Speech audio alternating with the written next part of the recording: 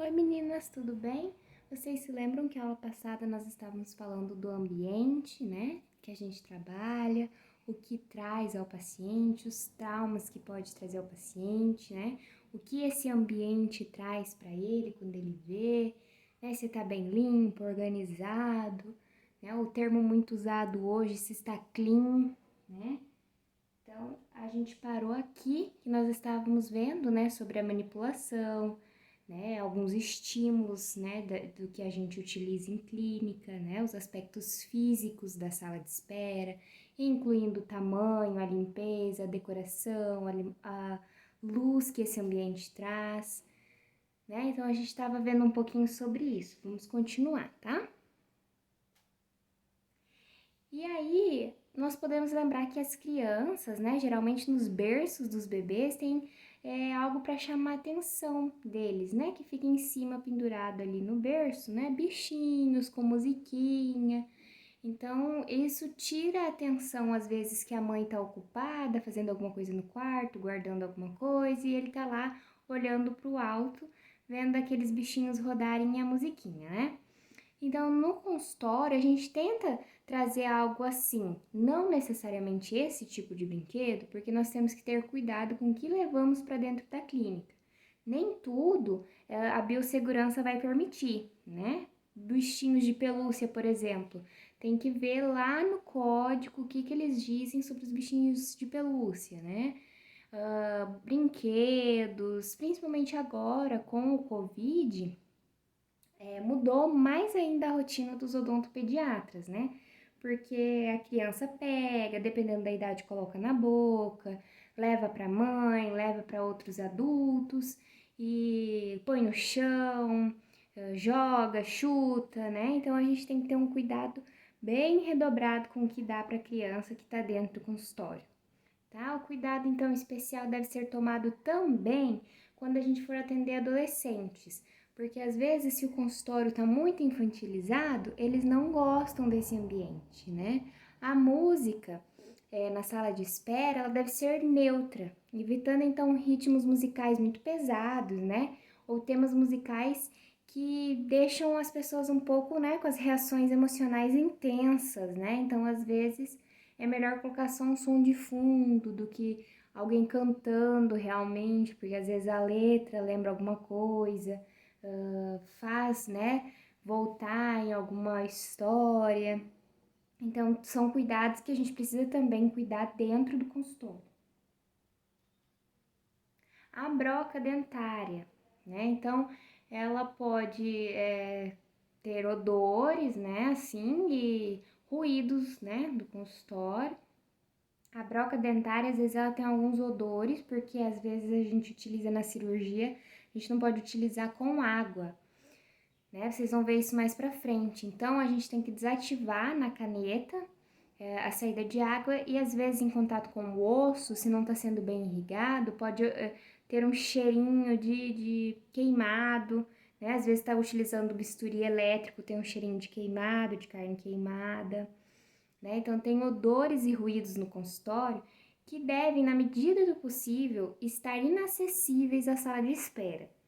Então, ambientes que sejam assim, igual este, com portas fechadas, às vezes é melhor do que aqueles ambientes que tem, né, um corredor e uma entrada já para o consultório, porque alguns cheiros, né, de medicamentos, por exemplo, fazem lembrar de alguma coisa, né? Tem cheiros muito característicos a consultório, tem sons muito característicos, ou às vezes a gente está com um paciente dentro lá que tem medo, ou um paciente que é um pouco mais alerta e ele emite algum som, e aí o paciente que está ali naquele sofazinho ali naquela sala de espera, ele já fica um pouco ansioso, ele já começa a ficar mais alerta, e isso complica para nós. A questão do cumprimento de horário no atendimento, né? A pontualidade é uma das variáveis, né, que a gente tem e tem que ser correlacionada positivamente com a satisfação dos serviços prestados. Então, o que acontece? É muito importante a gente se programar. Por exemplo, hoje vou atender uma criança das 7 às 7h30. Não, acho que não. Essa criança ela não tem o costume de ficar quieta, ela é um procedimento um pouco mais longo, eu preciso fazer uma restauração, preciso fazer uma cirurgia. O que eu vou fazer nessa criança? Essa criança ela vai cooperar, ela fica quietinha, eu já tenho que ter em mente qual é o meu paciente que eu vou atender. Por quê? Porque se eu marco ele das 7 às 7h30, o outro paciente eu vou marcar às 7h30. E aí eu começo a atrasar o outro paciente, não é legal. Então, geralmente, a gente pensa no que a gente vai fazer, qual o procedimento, o biotipo do nosso paciente. Ah, é um paciente colaborativo, é um paciente pontual. Também é importante explicar que a pontualidade do paciente é necessária, né? Por exemplo, eu tenho um horário marcado das 7 às 7h30. Não cheguei no horário, né? Passaram outro paciente na frente. É muito comum, porque ninguém fica esperando, né? Esperar 5 minutinhos, 10 minutinhos, o paciente ligou, disse que vai atrasar meia hora, que é o horário que eu tinha agendado para ele. Então avisa, né? Olha, então vamos remarcar o senhor para hoje mesmo às 5 horas. Pode ser? Ah, pode ser sim. Combinado. Ah, não posso, hoje às 5 horas não posso. Então nós vamos ter que agendar o senhor outro dia, porque hoje realmente não tem como a gente agendar o senhor, os horários estão cheios. E a gente explica para o paciente numa, né, uma tranquilidade, sem ofensas nem nada. Alguns ficam muito bravos, mas daí cabe, né, de nós termos um discernimento na fala, né? Nós precisamos ser educados e tentar mostrar para aquele paciente que nós fazemos questão da vinda dele, só que realmente a agenda estava lotada naquele dia e não, né, não dá para a gente atrasar meia hora por conta do outro paciente, senão também é um desrespeito com o outro paciente, né? Fica chato, fica feio para o dentista, para a clínica. Então, a pontualidade é essencial. Então, explicar isso para o paciente lá no primeiro momento que a gente conhece ele, ó, a gente aqui na clínica a gente costuma trabalhar com pontualidade, né? O senhor, por gentileza, chegue 5 minutinhos antes, 10 minutinhos antes, né? Às vezes a cidade é grande e tem trânsito, então programe-se. Tudo isso explicado para o paciente, ele compreende e quando ele tem que se atrasar ou quando ele tem algum imprevisto, eles avisam, porque eles já sabem que uma prioridade da clínica é a pontualidade. Devemos lembrar, né, que o atendimento de crianças inclui a presença de pelo menos um acompanhante, cuja disponibilidade de tempo é geralmente limitada, de preferência o responsável legal, que tem a tutela da criança. No conselho, tá, tanto no CFO quanto no CRO, eu posso dizer pelo CRO daqui do Mato Grosso, mas daqui do Mato Grosso diz que é de necessidade o responsável legal do menor de idade, tá? Então, se é menor de idade, ah, mas ele tem 15 anos, ele vai sozinho, ele já. Não, não vai sozinho, não no cirurgião dentista, não no médico, tá? Ele precisa estar com o responsável legal. O que é o responsável legal? Aquele que tem a tutela da criança, que tá lá, que ele é o cuidador legal da criança. Ah, é a mãe e o pai, mas não pode vir, só pode vir com a avó. Que dia que a mãe e o pai podem trazer? Somente no sábado. Então vamos agendar no sábado, sem problema nenhum.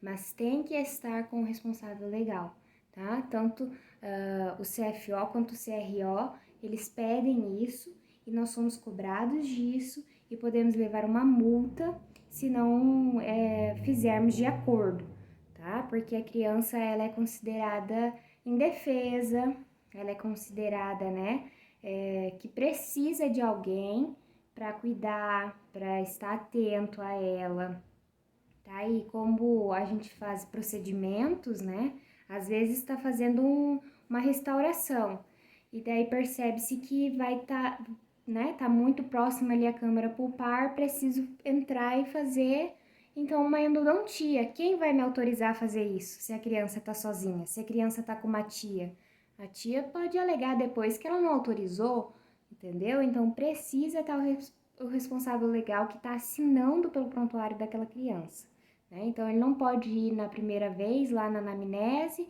e depois sumir.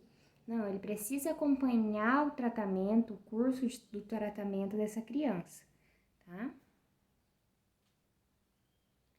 Alguns procedimentos, né, psicológicos podem atuar como amenizadores do caráter, né, de eliciador de medo que determinados estímulos presentes em consultórios odontológicos, tais como a broca dentária, a anestesia e os instrumentos metálicos, costumam produzir. Então, quando o paciente chega e vê essa mesa cheia desses instrumentos, ele se assusta. Ele fala, meu Deus, o que vão fazer na minha boca? Parece um filme de tortura. Então, o que a gente faz? Essa mesa, ela está montada para uma cirurgia. Ali onde está a mão da mulher, abaixo, não onde ela está apontando, abaixo ali está a anestesia. Aonde ela está apontando é o nosso jogo clínico. Então, tem espelho, pinça, né? E abaixo ali onde está a anestesia tem o nosso bisturi, né? E aí vai seguindo uma sequência ali. E aí quando o paciente ele vê isso, ele se assusta, porque ele não sabe o que é. O incerto, a gente fica com medo, né? O Covid provocou isso em nós. A gente não tinha certeza de que doença era essa, a gente não tinha certeza de nada, a gente não tinha nada. Então, num primeiro impacto, todo mundo se assustou, né? Então, é isso, as incertezas nos trazem medo. E o paciente, quando ele vê isso, ele se assusta. Então, o que a gente faz? A gente cobre com outro pano aí, um pano estéreo, tá? Não pode ser qualquer pano. Ah, achei um pano aqui jogado na clínica, vou cobrir. Não, é um pano estéreo que vem junto com esse pano estéreo que tá logo abaixo. Tá? É um kit de panos que a gente utiliza, tudo esterilizadinho para cirurgia. A caneta de alta rotação é aquela ali que tá jateando, né, a água, com a broca. Então, quando ela faz barulho, ainda não temos algo que deixe ela silenciosa, infelizmente. Se alguém descobrir, eu vou ficar muito feliz, mas ainda assim ela faz barulho. E dentro da boca do paciente, ela acaba fazendo mais barulho, né? Pensa, tá na cabeça ali, então acaba que estimula mais medo, né? Por mais que a pessoa, é só uma restauraçãozinha, fica tranquila, não dói, mas aquele barulho, né? Aquela sensação estranha causa medo, provoca medo. E a gente tem que ter empatia com as pessoas. Quando elas estão com medo, elas acabam sentindo mais dor. Então, a dor do paciente não é mentira, né? Ele tá realmente com medo, assustado, e ele tá sentindo mais dor. Então, a gente precisa parar, tranquilizá-lo, ou anestesiar mais. Às vezes a anestesia não pegou efetivamente. E a anestesia, né? Gente, atire a primeira pedra quem não tem medo de agulha. Então, você vê aquela agulha ali, vê esse instrumento, né, igual tá na boca da menininha, isso é uma carpule, é o que nós utilizamos para anestesiar. Então, ali dentro tem um êmbolo, né, que é o anestésico, e ali a agulha. Então, é óbvio que todo mundo se assusta um pouquinho, fica meio, né, ansioso quando vê aquela agulha, quando vê esse instrumento já preparado. Mas tem toda uma técnica, nunca passar na visão do paciente, né? Nunca passar em cima dos olhos dele o que você está fazendo, sempre tentar passar por baixo, onde a visão dele não está alcançando, né? Tanto o cirurgião dentista quanto o auxiliar, quando eles têm coisas para trocar, principalmente na cirurgia, que são muitos instrumentos, quando eles precisam trocar algo, ou eles trocam por trás da cabeça do paciente lá, né? Por trás assim passa, ou no peito assim do paciente. Geralmente não no peito, porque pode correr o risco de cair e machucar o paciente. Então, geralmente por trás da cabeça do paciente, que ele não enxerga e é seguro, tá? Então, tem todos esses cuidados. Conheça o seu paciente, né? Antes da utilização de um procedimento psicológico, é interessante avaliar o perfil, né, comportamental e cognitivo da criança, considerando sua faixa etária, nível de compreensão das informações. Devemos lembrar ainda que tal avaliação pode ser realizada pelo próprio odontopediatra, desde que ele tenha sido treinado, né, adequadamente. Então, às vezes, nós temos pacientes com autismo e eles podem sim levar o cão, né? Alguns têm cães, alguns pacientes que têm alguma síndrome, a gente tem como distraí-los conversando. Tem todo esse cuidado que a gente vai conhecendo, né? Perguntando para a mãe como que é, ele é tranquilo, ele é agitado, pode falar a verdade, porque a gente vai ver no decorrer do tratamento. Pode falar se ele for agitado, que a gente vai trazer alguma coisa, algum filme, né? Aí às vezes a auxiliar fica segurando um videozinho lá para ele assistir, né? Ou a própria mãe fica ali perto para que a gente consiga atender. E os cães guias, eles podem entrar, tá? Juntamente com a criança, é permitido. E, e a gente precisa ter um domínio quanto a isso, né? Não precisa se preocupar, não é necessária essa preocupação. Pelo contrário, o autismo, o síndrome, a pessoa, né, a criança ou pessoa com síndrome de Down, a gente pode lidar tranquilamente. É só saber que cada paciente tem o seu tempo, cada paciente tem, né, o seu medo, a sua dificuldade. Então a gente precisa ter esse amor ao próximo, principalmente com crianças, né, que elas não entendem o porquê que elas estão ali. Algumas acham que estão sendo punidas, né? Como eu disse na aula anterior, que alguns pais falam, se você não escovar o dente, eu vou te levar no dentista e ele vai te dar uma injeção enorme. Então, algumas crianças chegam ali achando que é punição, que a gente está ali para punir ele de um ato que ele, né, deixou de fazer ou fez, algum castigo que eles têm que enfrentar. Então, a gente precisa lidar com carinho. O ambiente. Então, ressaltamos que a manipulação de variáveis, né, desses ambientes deve incluir ações que resultam em benefício para o paciente e seus familiares, né? Contra então os elementos habitualmente geradores de medo.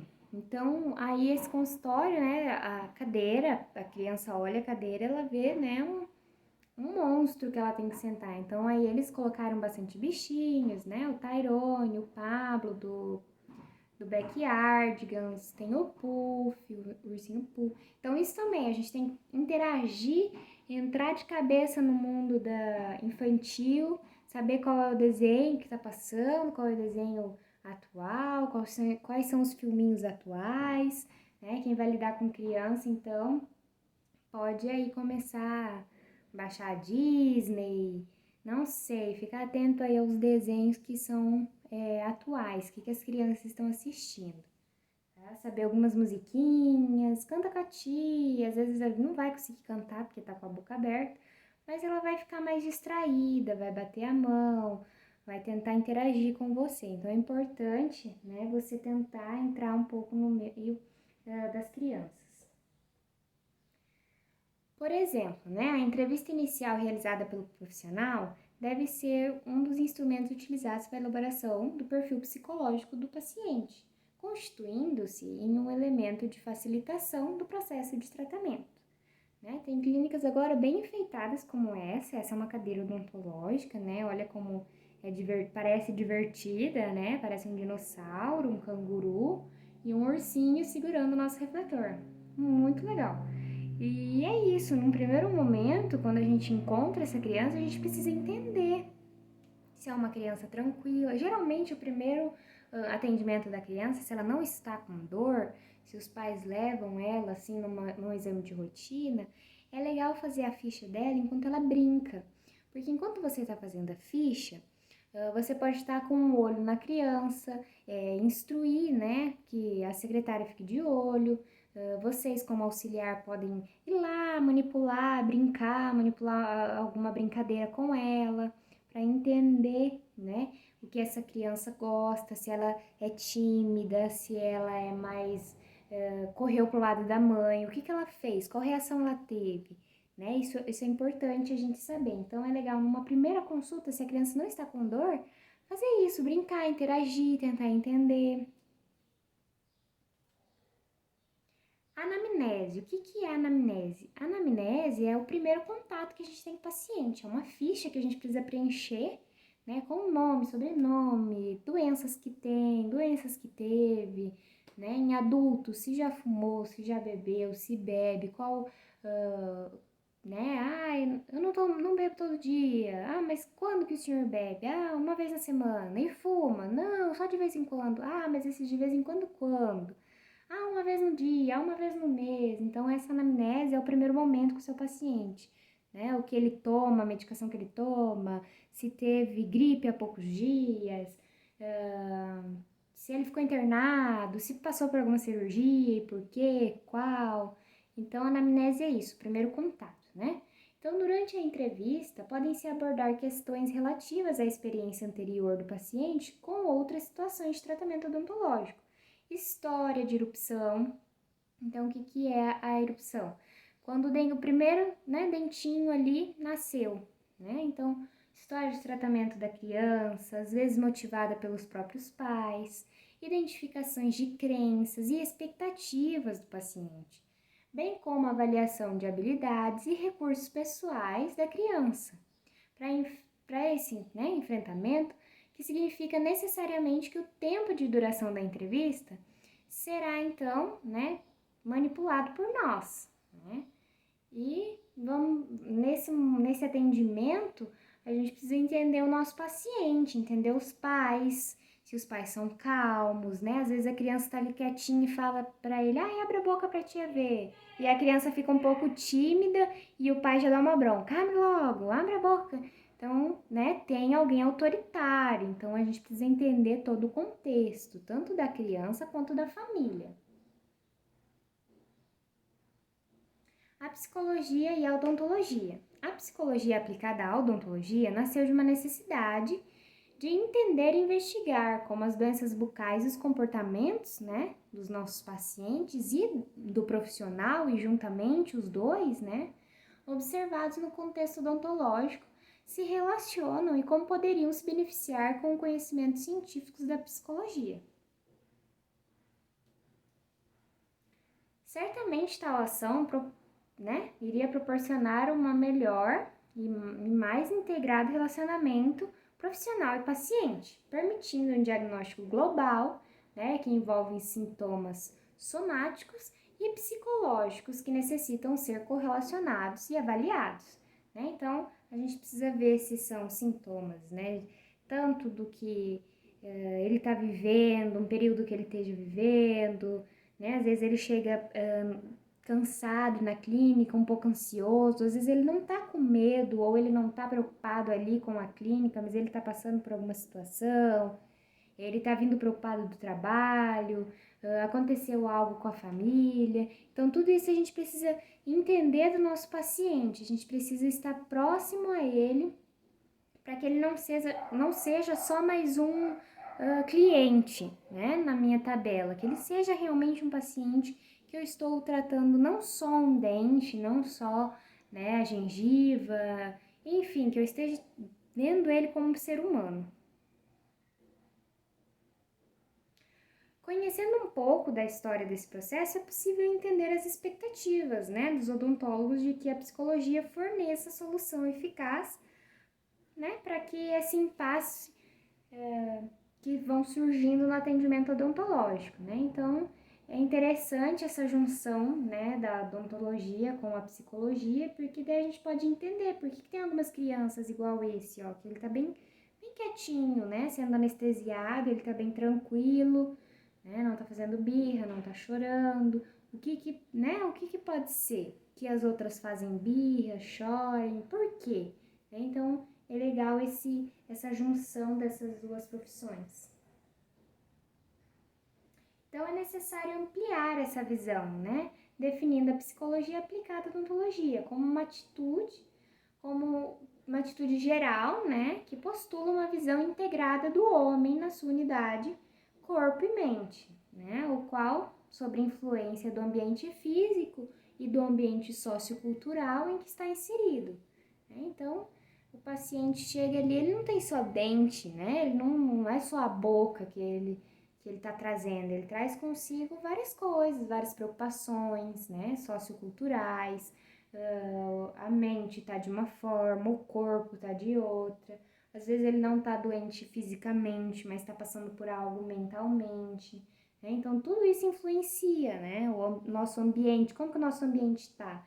Né? O paciente chegou, às vezes, um pouco cansado, o nosso ambiente está agitado, né? Nós estamos agitadas, nós estamos falando de algo, então olhar para o paciente e ver o que ele está passando ali. Esses aspectos, né, que muitas vezes são incluídos em algumas anamneses, necessitam ser entendidos, analisados e correlacionados, né, com as patologias em questão. Eles ampliam a visualização do paciente com o seu meio e permitem um diagnóstico mais integrado, correlacionado às variáveis do seu estado atual. Então, não é só fazer a pergunta ali e deixar para lá. Não. Bom dia, dona Joana. O que a senhora gostaria, né? Quais são os seus objetivos para esse tratamento? Geralmente eles vêm querendo saber o valor. A primeira coisa que eles querem saber é o valor. Mas a gente precisa entender também o que esse paciente precisa, falar, olha, realmente o senhor precisa fazer uma extração, precisa realizar alguns procedimentos periodontais, né? Não é só fazer um clareamento, não é só fazer colocar o botox, né? Então, alguns pacientes vão na esperança de algumas coisas que a gente precisa falar, olha, mas o senhor precisa fazer isso, isso e isso. Alguns vão achar que a gente quer ser, né, charlatão, que a gente quer ganhar dinheiro em cima dele, mas é que realmente não tem como construir uma casa sem ter uma base, né? E a boca é da mesma forma, a gente não pode fazer, né, um lindo palácio se a gente não tem uma estrutura eficaz para isso.